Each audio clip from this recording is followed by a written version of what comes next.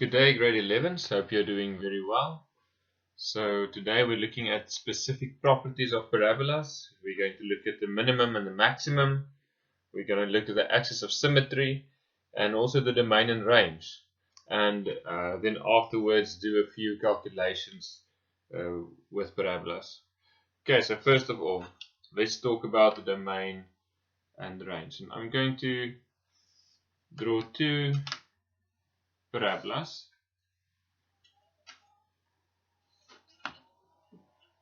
And give you the relevant information, and from there on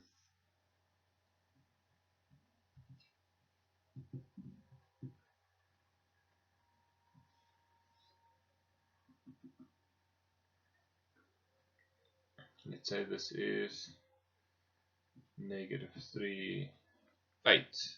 Okay, so looking at these parabolas, what's given? I've given the turning points to -7, -3 and 8, and you can see the concavity. This one is concave upwards or positively concave, and this one is concave downwards, negatively concave. Now let's ask the domain and range question. Okay, remember domain refers to the x values and range to the y values. In both cases and for any parabola ever, the domain will just be x element of R. All x values will apply. There's no x value where you won't get this graph. Okay. Now for the range, that's where we have to look carefully. The range is only where it is. You can see it's the y value. So for this graph, it only applies going upwards. It has a minimum value, right? And it goes upwards. And this one has a maximum value, and it goes downwards. So for the graph on the left, the range will be y bigger or equal to whatever the y coordinate is of the turning point. And in this case, it's -7. So we have a minimum value. There is no maximum, but we have minimum value, and then the range is y bigger or equal to -7. In this case, we have a maximum value, but we don't have a minimum, right? So this would be y smaller or equal to 8, which is the y value of the turning point. Okay, so that's the domain and range for parabolas. Let's talk about the axis of symmetry. And the axis of symmetry always corresponds with the x value of the turning point. And it being a vertical line, the axis of symmetry for this graph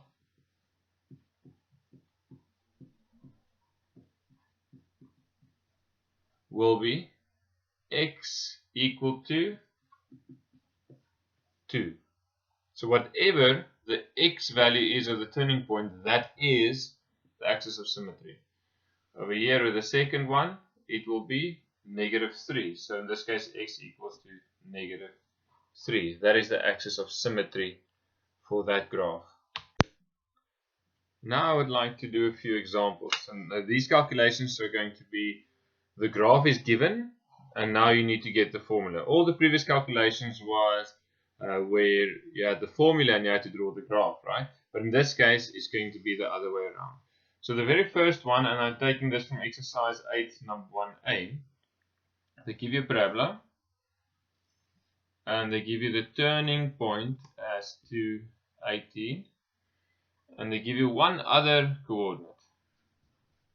It's -2, 10, and they ask you what's the formula. Okay, in this case, they ask you what's the formula in the shape ax squared plus bx plus c. We can do that as well. Okay, so when the turning point is given, that means your p value and your q value is given in the one formula. Your a is still unknown, therefore you have this coordinate there. So you always need the turning point and a coordinate if you want to do what I'm going to show you now. Remember, the general formula is a times x plus b bracket square plus q. That's the one we are going to work with now. Why? Because the turning point gives you both of those unknowns. And then you use the other one to calculate a. So we can immediately start by saying that fx is equal to a times x minus 2 square plus 18. Okay. And now what do? We substitute q into this equation. And that will give us the final answer. Okay, so the y value is 10. The x value is negative 2. Okay, now we just have to solve for a, and then we have our final answer. So here in the bracket you've got negative 4 squared, so you have 16a, and you've got a 10 minus 18 becomes a negative 8.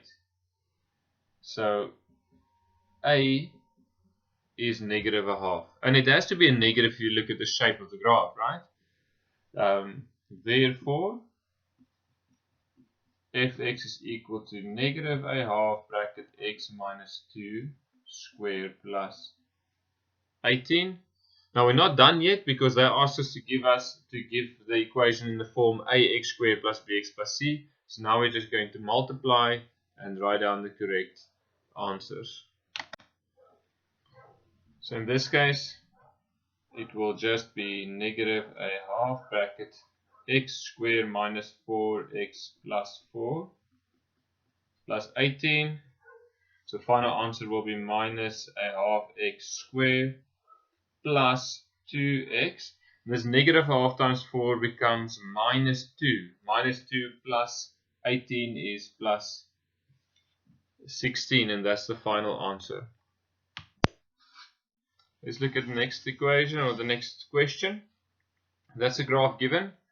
They give us a coordinate as 4 and 7, and the two x-intercepts negative 3 and 5. Now look at the way that I'm solving this one. It really makes life very easy, and we are working with the following standard form. Fx equals a times x minus x1 times x minus x2. And the x1 and the x2, those are the x-intercepts. Okay? And now we just substitute. So it will be x minus a negative 3, so it will become plus 3. And x minus 5. Okay, so this is then fx equals that. So now we substitute q. Why? Because we need to get the value of a. So now we just say in fx place 7 equals a times, and x is then 4 plus 3 times 4 minus 5. So you have 7 equals a times 7 times 4 minus 5 is negative 1. So 7 divided by 7 is 1 divided by negative 1. So a is just equal to negative 1. So therefore fx is equal to minus bracket x plus 3 close bracket x minus 5 close another bracket. We're not done yet. It has to be in standard form. So minus bracket is x squared minus 2x minus 15. Multiply the negative in, so it's minus x squared plus 2x plus 15. And you will see in this case we had the two x coordinates and a coordinate. Okay? In the first example's case, we had the turning point and a coordinate. So that's the information that you need in order to solve these type of questions.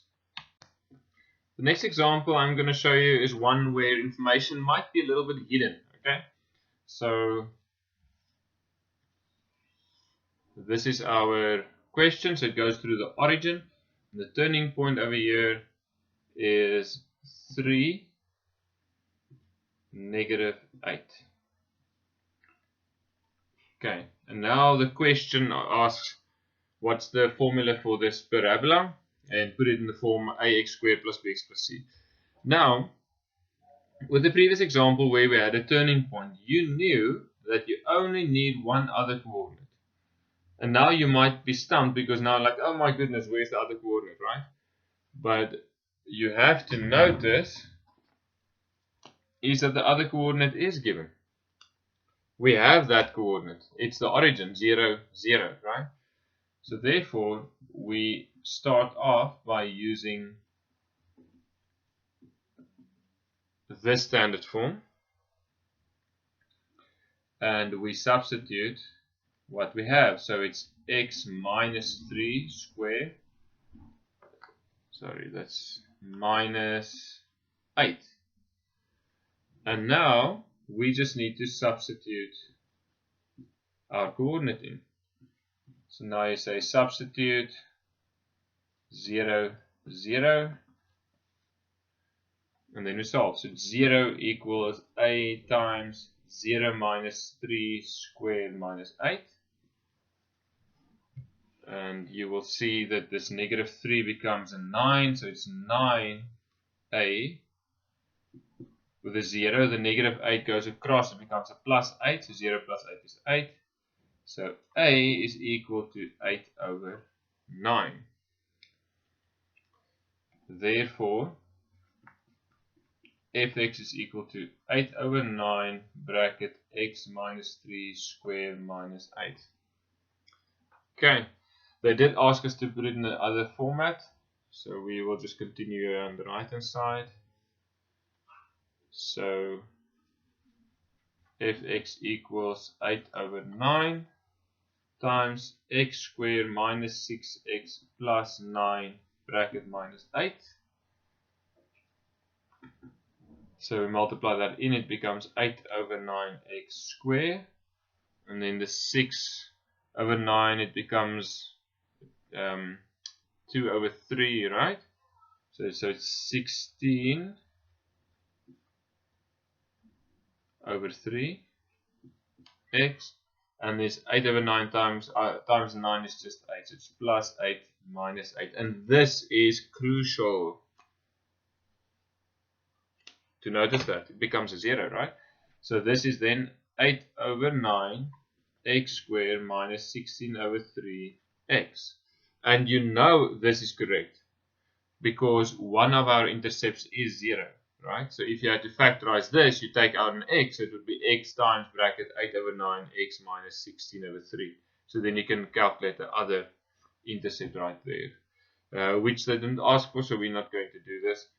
But these three are basically your types of questions that you can expect for parabolas only.